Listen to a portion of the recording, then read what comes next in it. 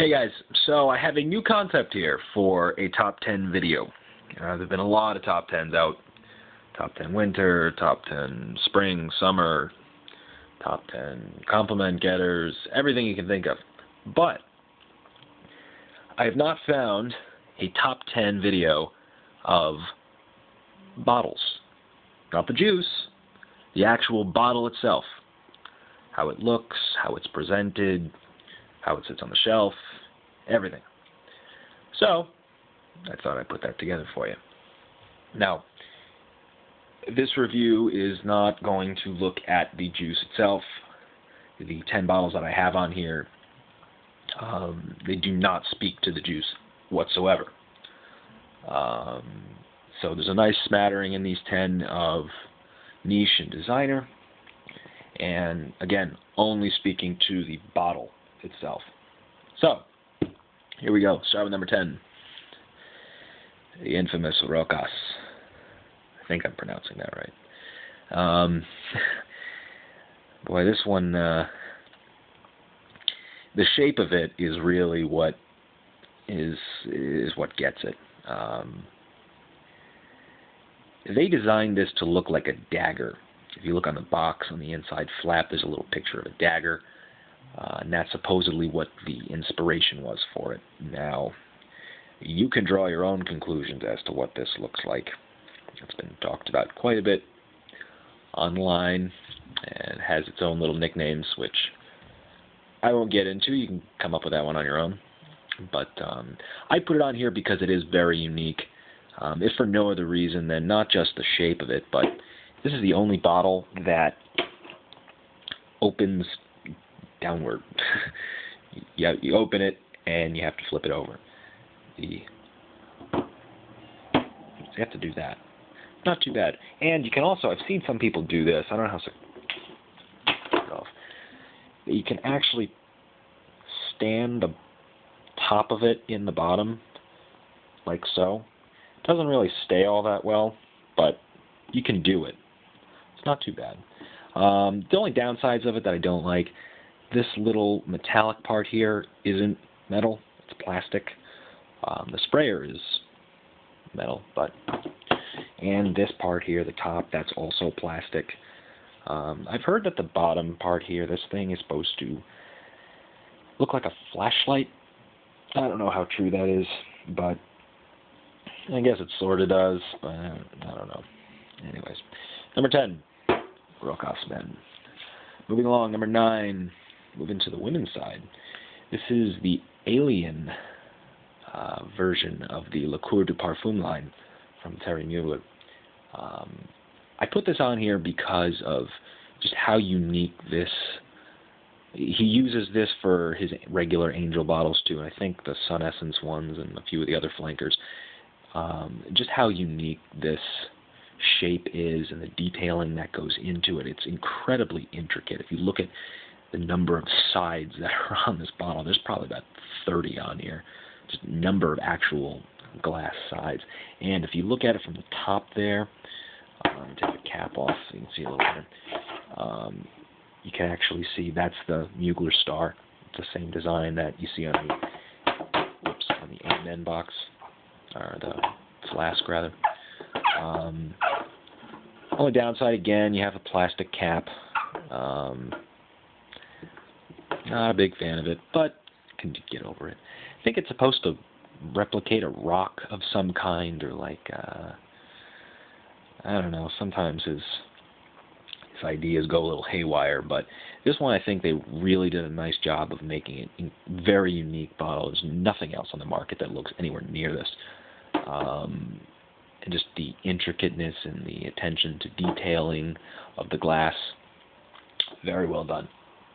Number 9.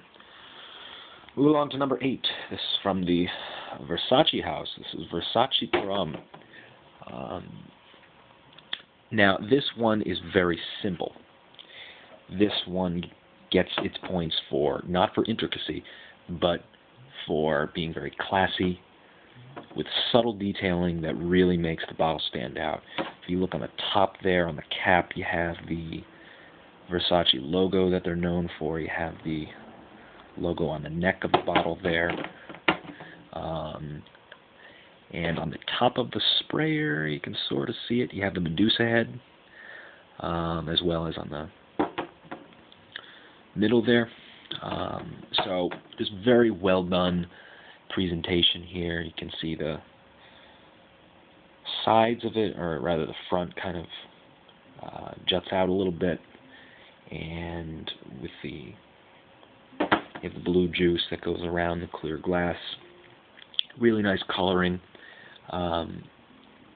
Again, this one is certainly not the most intricate bottle, but it's very subtly good, let's say. And I do like to have it on my bottle. It's not my favorite juice in the world. I'm not a big fan of these watery aquatics, but the bottle design is definitely, I think, one of the better ones. Certainly in the designer realm, definitely one of the better bottles. So, number 8, Versace Porum. Moving along, this one is not one that gets a lot of attention on here, from a house that does get a lot of attention, and this is Icemen. Now, obviously, Mugler bottles are way overhyped on YouTube. In some cases justified, sometimes not. But this is one that really flies under the radar. I'm not the biggest fan of this juice. It's okay, it's not great. But this is very, just for what they were trying to achieve here, with the ice theme, the ice motif, this little, what gets it for me is the carved out star here on the side. I think it really does a very nice job of evoking kind of an iceberg theme, where the star is kind of carved into the ice. Really, really nice touch there. Instead of just kind of doing the generic star on the front, maybe having it jut out or whatever, sticking on the side, almost like it's sculpted out, really, I think, was a very nice touch. The only thing I wish they would have done differently is, as you can see, the bottle itself, this part of the bottle is clear, and it's the juice that gives it its color. I would have preferred if they just made the whole bottle that color like they did. You can see well, can't get it off right now, but the cap, there we go. The cap is colored. If they just did that to the whole thing, why have it so that as you use it, it kind of continually goes down, and the color goes away, and it kind of looks weird with you have the blue up here, then it's clear, then you have more blue. I don't know. Wish they would have done that. Another plastic cap, too. Come on, invest some money in that. But yeah, really nicely done bottle. Juice could have been a little better, but I think they really did a nice job of this in sticking with what they were trying to achieve. So that's that. All right, number 6, the Bond bottle. Now this is New Harlem.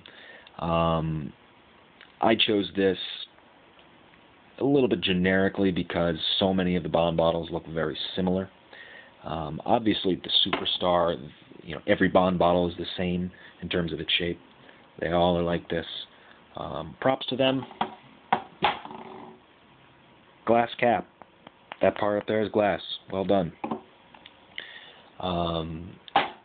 And you have the logo on there, the little Subway token logo and the hologram.